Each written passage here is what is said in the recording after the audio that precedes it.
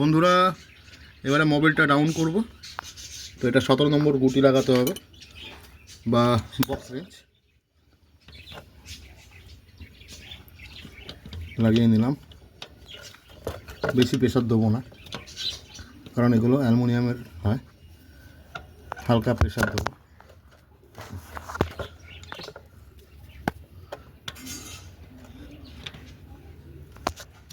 খুলে গেছে।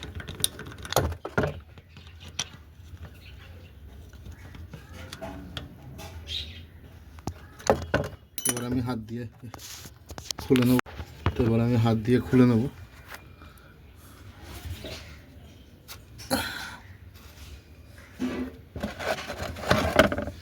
মাবিল কতটা বেরোয় সেটাই হচ্ছে কথা।